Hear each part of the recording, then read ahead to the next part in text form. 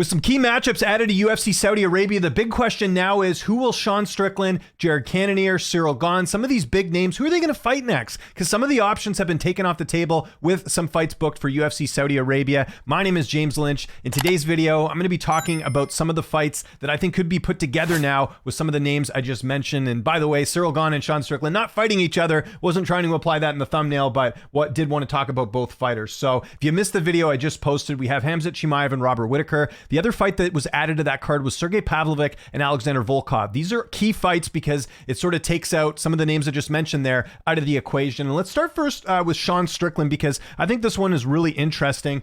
We haven't heard much of what's next for Strickland. There's been some argument that Sean Strickland should get another title shot for a couple of reasons. First off, his fight with Dricus du Plessis, very close at UFC 297. If you look on MMA decisions right now, people had it down the middle. And typically when you have a close fight, regardless of what is going on with the actual title, they do tend to sometimes look at doing a rematch. And we're also talking about two fan favorites in the division with DDP and Sean Strickland. So that could be an option here for Sean Strickland. Just because Chimaev and Whittaker's booked does not necessarily mean Sean Strickland's not getting the title shot. However, we also saw this article come out by Chris, what's his name? Hold on, I'm going to find it here. There we go. Christopher Reeve does a great job here for New Zealand coverage. New Zealand Herald is who he works for. He says Israel's pretty adamant that he has to fight for the title.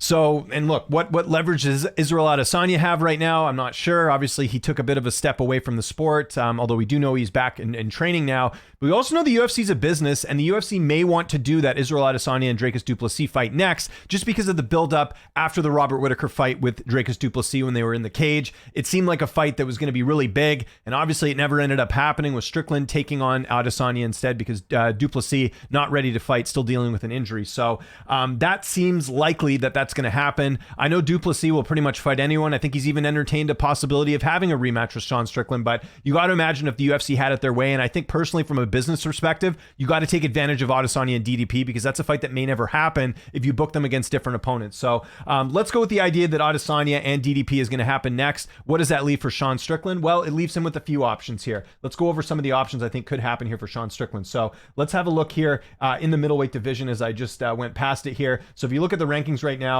you got Sean Strickland ranked number 1. So anyone he fights is going to be ranked lower.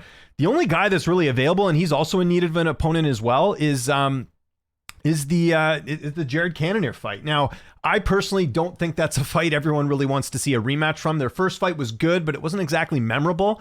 But they both need to fight someone. And if you're looking at just straight merit as far as who's available, it makes a ton of sense doing that rematch. That's another fight where if you look at the judges' scorecards, it was close. If you look at Cannonier, it was a split decision. We're just going to wait for this to load here. You can see majority did pick Jared Cannonier to win that fight. I also thought Cannonier won that fight, but there's a number of people who thought that Strickland won as well. So there is some thinking that they could do that rematch right now. That's certainly possible. And that sort of kills two birds with one stone, as you have Cannonier and Strickland who are without opponents. They could potentially fight each other. So that certainly seems like an option. Another option here for Sean Strickland, and I don't really want to see this personally, but Marvin Vettori was supposed to fight Brendan Allen next Saturday. That's not happening. He has an injury. I don't know the severity of the injury, but that's a fight that they could do. Now, they used to train together. I believe Vettori is now at American Top Team. You can correct me if I'm wrong, but I did know he made a bit of a camp switch up. But him and Strickland have trained a ton. I've asked Strickland about this in the past. He said he'd be willing to fight Vettori. So that could potentially be an option as well. But if I'm being honest, it's a big step down for Sean Strickland, considering that he narrowly lost to the champ, and now you're fighting a guy in Marvin Vettori, who I think we know now is not a contender in the weight class. So, but it is a fresh matchup, and that's a fight that could potentially happen. So, yeah, that's another option for Sean Strickland.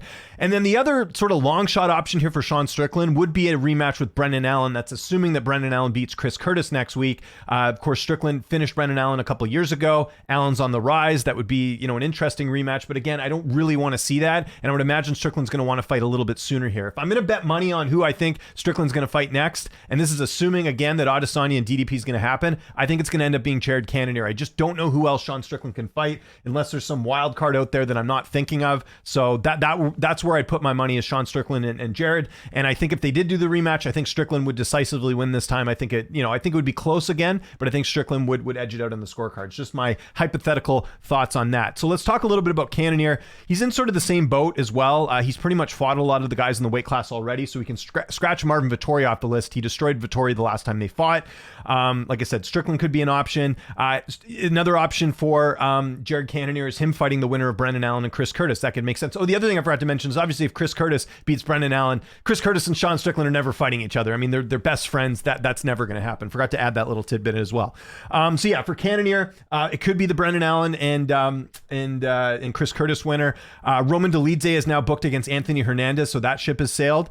And this is kind of a wild card pick, but it may happen, and I don't know his injury status right now. But Ikram, I mean, the UFC really wanted to give Ikram a big fight when he was scheduled to fight Paulo Costa. Who's to say they won't match Ikram up with Jared Cannonier? I don't think that happens, but the UFC does like to fast track certain fighters, and that could be an option there as well. Although I think that makes absolutely no sense from a merit perspective of Ikram fighting Jared Cannonier next. So those are some of the options. But like I said, I think the front runner right now is Jared Cannonier fighting Sean Strickland and getting that rematch right now with some of the fights that were announced. Okay, let's talk about Ciryl Gane. We're going to jump ahead here. I had to include him because with Pavlovich and Volkov booked up, those are two potential opponents here for Ciryl Gane. So let's get to heavyweight right now as I keep going in the reverse order. Hold on. Yeah, here's heavyweight. There we go. I finally found it. We're good here. So you can see there, Ciryl Gane currently ranked number 2. So again, anyone he fights is pretty much going to have to be lower. Not necessarily, though. He could fight Tom Aspinall. So here's the thing, though. This is why I don't think the Aspinall fight's going to happen next. This is just my theory. I don't have any insight on this or anything like that at all. But I think if they were going to do Ciryl Gane and Tom Aspinall, I think they would have booked that fight already.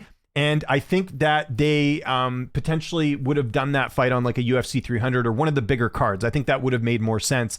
And like, assuming they want to get Tom to fight. Now, obviously, we know they're going to the UK. It could still happen. They could still, that wasn't information we had that long ago as far as them going to the UK. So, maybe they do Gane and Aspinall on that card. It just seems weird that they keep Gane on the sidelines for so long just to have him fight Aspinall. It kind of looked like Gane was going to fight Pavlovich, didn't it? Right? And now that they booked Pavlovich, I'm not sure what's going on there, but I would think Curtis Blaydes would be more of a worthy opponent for Aspinall because they have some history, and Curtis Blaydes is coming off a huge win over Jailton Almeida in his last fight. I think Curtis Blaydes, who's never fought for any sort of title whatsoever, I know it's an interim title, but I think that makes more sense for Tom Aspinall as far as the next opponent. But still, we do have to entertain the idea of Ciryl Gane and Tom Aspinall possibly fighting each other. So that was the first thought as well. The other thing as well that they could do is Ciryl Gane and Curtis Blaydes. Now, Blaydes seems pretty adamant he does not want to fight Ciryl Gane, not because he's afraid to fight him or anything, but Blaydes sort of told me in interviews, and he said in other, post-fight stuff as well, that Gane had his opportunity to fight Blaydes and he didn't want to fight him. He was holding out for a title shot. So Blaydes kind of feels like that ship has sailed, but they might not have a choice. Like if you look at the rankings right now, like who else is available? Blaydes is number 5, Stipe's fighting Jones, Pavlovich is booked, Aspinall, we don't know. So I think really for Gane, it's two options. It's either Aspinall or it's Curtis Blaydes or someone else that we haven't even thought of right now. Like he beat Spivak. Do they do like Rosenstruik, who just won? Did they do him and Gane? Probably not. Like, I don't know what they're going to do. I really don't. So I have no idea. Or is Gane going to be like a backup for a potential Aspinall and Blaydes fight? I don't know. There's a lot of different ways the UFC can go, but I am very curious to see what they are doing with Ciryl Gane. Again, there are rumblings that they are going to be going back to Paris. I don't think they have anything set in stone right now. Let me just have a look. I don't believe they have anything booked for Paris, but we know that Paris has been sort of an annual destination for the UFC here. Because, if we're looking ahead here, I'm not seeing Paris booked yet, but we do know that... Oh, no, sorry. Never mind. Take that back. Good thing I checked. So here we go. They do have a fight night September 28th in Paris. So is Gane going to fight Aspinall? And that, I mean, it just seems weird that Aspinall would have to go to France to fight Gane. Maybe you could do Blaydes and Gane on that card too. I think Gane will most likely fight on September 28th on that card. I mean, it's pretty crazy if he wouldn't. He is Mr. Paris.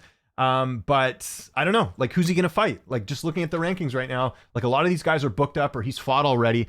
Unless I'm missing someone, I don't really see a lot of options here for Ciryl Gane. Like, does a Romanov get a big jump up? Does he fight Derek Lewis again? Maybe I don't know. Like, I really don't know what they're going to do. And Almeida just got a fight booked, right? Who's Almeida fighting? Let me just double check that. That could have even been an option, but that still seems weird that Almeida would get a big fight against Gane after losing his last fight and getting finished. Oh no, he's not booked. There were rumblings about Almeida fighting someone. I suppose that's an option, but not really. Like, I just can't see Gane fighting Almeida after coming off a stoppage loss like that. So again, I would say the front runners are Aspinall and Blaydes. But if Blaydes and Aspinall fight each other, then I don't know. I really don't. I'm out of options here. So I want to know what you guys think in the comment section below. What do you think is next for Sean Strickland, for Jared Cannonier, for Ciryl Gane? Let me know. If there's any other fighters that are being impacted by these recent fight bookings, let me know in case there's anyone I'm missing. I can't really think of anyone. And also keep in mind, International Fight Week's got to beef up that card a little bit coming up here in June. So, some of these names could be used for that, including Cannonier, including Strickland. Like I said, I think Gane's going to end up fighting in September, but we'll see what happens there. Follow me on Twitter Twitter, TikTok, Instagram, @Lynch on Sports. I'm James Lynch. Thanks so much for watching, and I'll see you next time.